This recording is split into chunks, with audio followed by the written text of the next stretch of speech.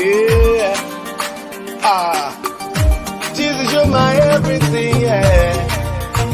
My everything is you, Lord. Yeah. Ah.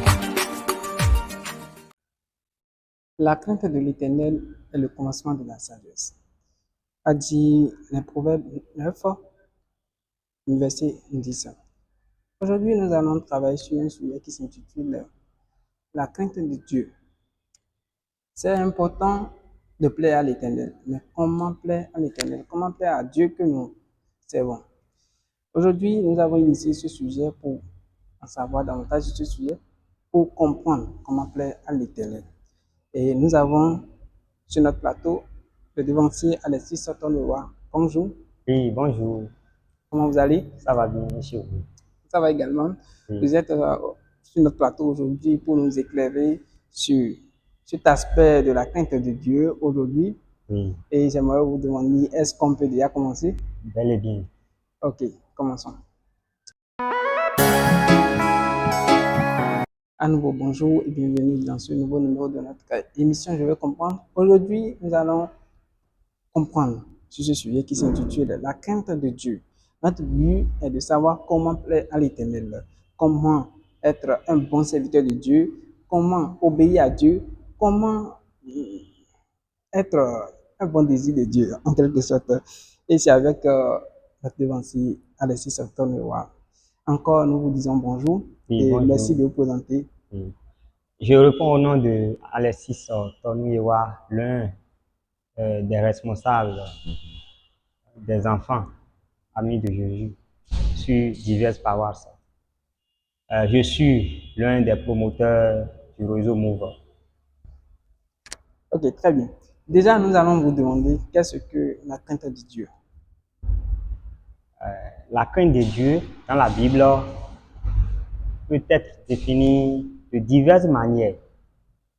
Je peux dire la crainte de Dieu est l'attitude du chrétien devant Dieu faite par le respect et la soumission. Ok, ok. Et maintenant, craindre Dieu, est-ce une manière d'avoir peur de Dieu? Parce que nous savons tous que avoir peur de quelqu'un, c'est pas une bonne chose. Avoir peur de quelqu'un ne nous permet pas de dévoiler ce que nous avons au plus profond de nous. Ça ne nous permet pas de donner nos impressions. Ça ne nous permet pas aussi de prier en quelque sorte. Est-ce que avoir la crainte de Dieu, c'est une manière pour dire que avoir peur de Dieu, ou bien il y a une petite différence? Oui, avoir la crainte de Dieu, on peut dire, c'est avoir peur de Dieu. Comment? Avoir peur de Dieu pour ne pas végéter dans le mal. Avoir peur de Dieu pour ne pas faire ce qui est abominable envers son autrui ou bien à l'égard de son Créateur. Nous devons faire tout possible pour faire quoi? Pour exercer la justice. C'est ce que je vais dire. Ok, nous devons tout faire pour exercer la justice. Donc, Oui. cette crainte dont nous parlons aujourd'hui, c'est pas une crainte qui est dans le sens de faire peur en général, mais c'est vrai, c'est une crainte. Mais normalement, cette crainte doit vous amener à craindre Dieu, Oui. à dire que ça là, je ne peux pas faire ça, pas à cause de mes intérêts, mais à cause de Dieu. Précisément, je ne peux pas faire ça là. Je ne peux pas faire ça là parce que Dieu me suit, je suis dans la barque de Dieu et il y a des choses que je ne peux jamais faire. Voilà le but de cette crainte. Et mais déjà, comment se manifeste la crainte de Dieu chez les hommes, chez les chrétiens en particulier? La crainte de Dieu peut être manifestée de 2 ou 3 manières. Chez des hommes, la crainte de Dieu est manifestée par des propos, par nos propos, ce que nous disons. J'avais dit que la crainte de Dieu, c'est l'attitude faite par le chrétien devant Dieu, par le respect et la soumission. Donc de là, je peux dire que la crainte de Dieu dont nous parlons ici, c'est que nous devons savoir parler quoi. Comment? Avoir du respect envers quelqu'un, avoir la soumission envers quelqu'un. La crainte de Dieu peut être manifestée de diverses manières. Première chose, craindre quelqu'un, tout d'abord, nous devons connaître d'abord cette personne. Nous devons croire à cette personne-là. Même si on laisse Jésus, on dit crains telle personne-là. Nous devons croire à cette personne-là. Comment? La dignité, la personnalité de cette personne-là. Sinon, si la personne parle, la personne fait ci et autres là, nous devons considérer cette personne-là comme, comment je vais qualifier? Donc, la crainte de Dieu se manifeste par nos actes, nos propos. Donc, je vais mettre l'accent sur les deux choses. Nous devons faire quoi? Nous devons honorer Dieu par nos propos. Nous devons se comporter bien avec nos entourages. Donc, pour voir que telle personne a la crainte de Dieu, c'est ses propos qui démontrent, c'est ses actes qui démontrent. C'est ce que nous allons dire à ce sujet. Pour constater les manifestations de la crainte de Dieu, Oui. Vous avez parlé des attitudes de la personne, des comportements, le savoir parler. Bon, Oui. En tout cas, et comment la personne se comporte Oui.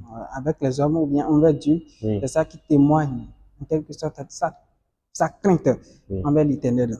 Mais nous savons aussi que Dieu, que nous servons, c'est un Dieu lent à la colère, un Dieu miséricordieux, un Dieu gracieux. On se demande si Dieu a besoin de notre crainte pour nous bénir ou bien pour nous aimer. Oui. Pourquoi faut-il craindre Dieu? Pourquoi? Mais d'abord, il faut savoir qui est Dieu. Si nous savons qui est Dieu, ça va nous amener à le craindre. Si nous savons la personnalité, la dignité de quelqu'un, on va faire quoi? On va savoir comment nous allons craindre cette personne-là. Comme on dit, un adage dit, comme on connaît les saints, on les honore. Donc, nous devons craindre Dieu parce que il est incomparable à tous, à toutes les personnes. Notre Dieu, on va dire, il est le chef suprême, il est immortel, il est tout. On ne le voit pas. Donc le Dieu là, bon, on va dire que c'est le chef suprême, c'est le créateur de toutes choses. Donc on va craindre Dieu à cause de sa grandeur. Notre Dieu, le monde en général est entre ses mains. Ce qu'il fait, aucune personne sur cette terre-là ne peut pas être comparable à lui. Donc, de là, nous pouvons dire que notre Dieu-là mérite d'être à craindre.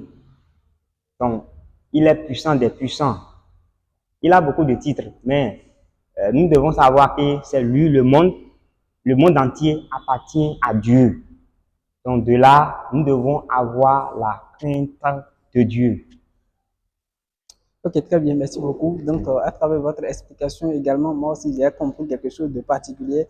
La chose, c'est quoi? C'est que il faut connaître l'identité de Dieu. Et cette identité, la connaissance de cette identité va vous amener à avoir la crainte de l'Éternel. Quand vous savez que c'est Dieu qui a créé le ciel et la terre, c'est difficile pour vous de ne pas compter sur lui. C'est difficile pour vous de trahir la relation que vous avez avec lui. Et c'est ce que notre invité du jour est en train de vous expliquer de long en âge.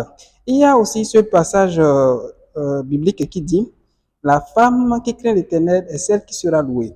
J'aimerais que vous nous expliquiez aussi ce passage-là. Oui, j'espère que c'est le livre de Proverbes, chapitre 31, verset 31. Oui. La femme qui craint l'Éternel est celle qui sera louée. C'est celle qui est louée. C'est la partie 2 du verset.